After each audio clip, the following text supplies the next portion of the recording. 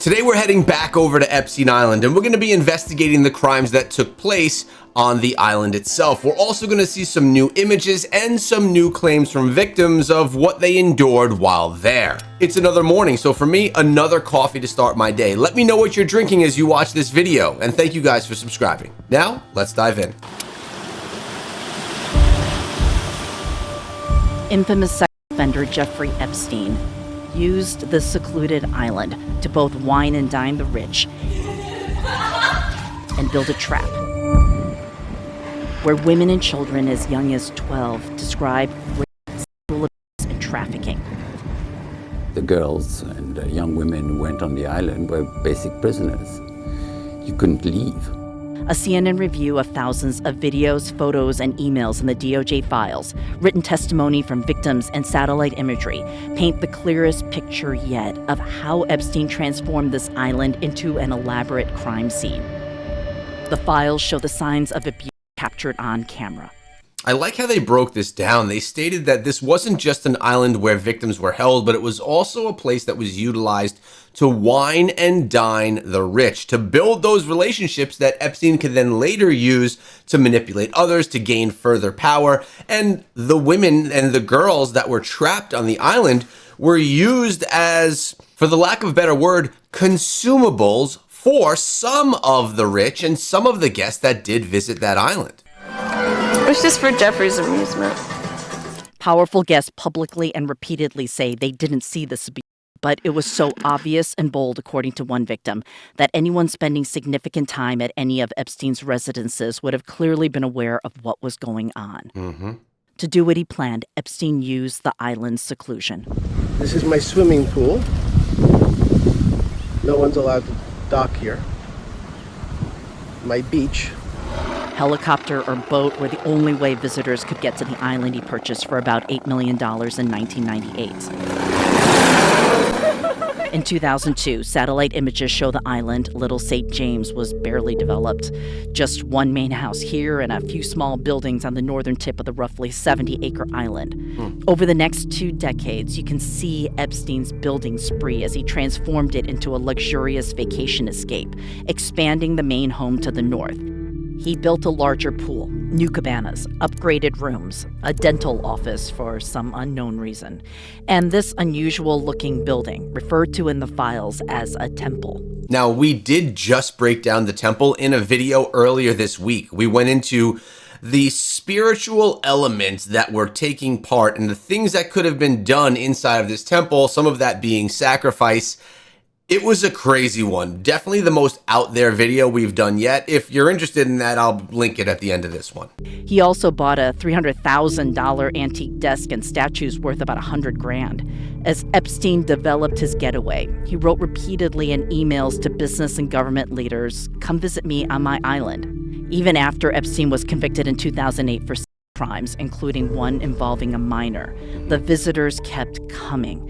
Like LinkedIn co-founder Reid Hoffman, who explained on a podcast late last year that he briefly went to the island while fundraising for MIT. He was a masterful networker. But beneath Epstein's business dealings, Virgin Islands prosecutors say Epstein coerced girls as young as 12 into sexual activity. Now, he was a master manipulator. He had a lot of money, and he had a lot of connections. So there are definitely some people that we've seen within the files that did go to the island with intention of fundraising for whatever their cause.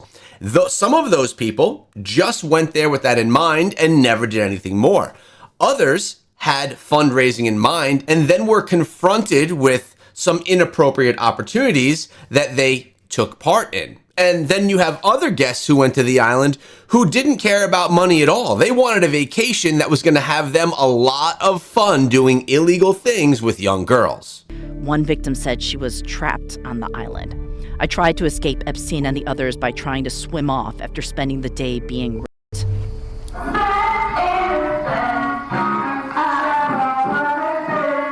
Epstein's home decor even showed signs of his crimes. There were bunk beds. And I said to him, "Oh my God, are you expecting grandchildren?" And he said, "No, these are for the girls." We spoke with architect and interior designer Robert Couturier. He was hired by Epstein to work on the island. He backed out of the project after a few months and then told the FBI this is what Epstein instructed. Especially for the bunk rooms, they had to be for girls. They had to be for girls. There's dance pink and these sorts of things. So there's no mistaking this wasn't for women. There's no mistaking. You don't put women on bunk beds, I'm sorry. Unless you are in some youth hostel somewhere, but you don't have guest rooms with bunk beds for ladies. And inside the house, there was another little room with computers, and I said, what is this room? And he said, this room is for the girls when they have fun. And they play with their computers. The whole house was very odd because we were on the beach, and the house had heavy dark curtains everywhere. The windows were never really opened. It felt terrible. And he also asked me, he said, I want to build a big TV room, a movie cinema underneath the pool, and I will furnish it with beds. Everybody knew what was happening on that island. Even his staff, people worked for him.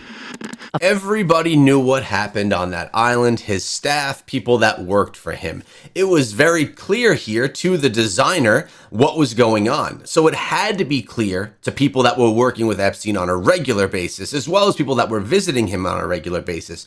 Now, something that strikes me as odd is that Epstein would bring in someone like the designer here to build out the island, making it fairly obvious what the intentions were of the spaces that were being built out. It seems that he put a lot of trust into the designer to kind of keep these secrets or not dig deeper into what's actually being built there, which clearly didn't happen in this case as he reported things to the authorities. And of course, as we know, the authorities did nothing. Worked for him.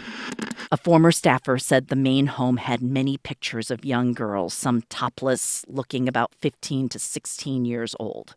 In room after room of the island home, the files show visible signs of something off, like Epstein in his kitchen chasing girls or young women. And his staff noticed. A former chef said every hour Epstein would take a girl down to his master bedroom, then order his maid to clean up. Another staffer worried about Epstein's guests. He described seeing an unnamed man with girls who did not look 18 and they were all naked. He also told the FBI he saw then Prince Andrew grinding against some young girl in the pool. Oh, man. UK authorities arrested Andrew last month, saying they're reviewing claims he shared sensitive government information with Epstein. Andrew was released and denies he did anything wrong. Victims say visitors could have seen all this as early as the mid-2000s. One victim described a 2007 visit by Google co-founder Sergey Brin and then-fiancé and 23andMe co-founder Anne Wojcicki. They observed that we did not speak and that we remained mute. Sergey and Anne witnessed our souls and bodies riddled with fear. They said nothing. They did nothing. A man who looks like Brin, about the same age as he was in 2007, is seen in this picture in the DOJ files, though it is undated. Former head of Victoria's Secret, Les Wexner, described his visit in a video deposition. Walked around for a while and left.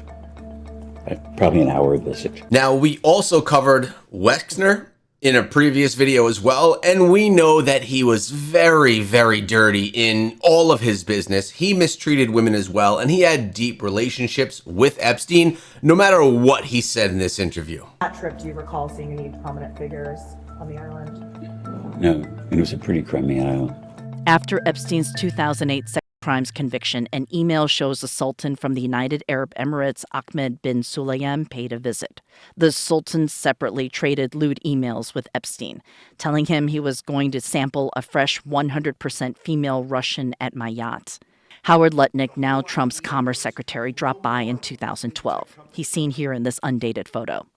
Lutnick said last month he saw nothing concerning. We had lunch on the island. That is true, for an hour, and we left with all of my children, with my nannies and my wife, all together. We were on family vacation.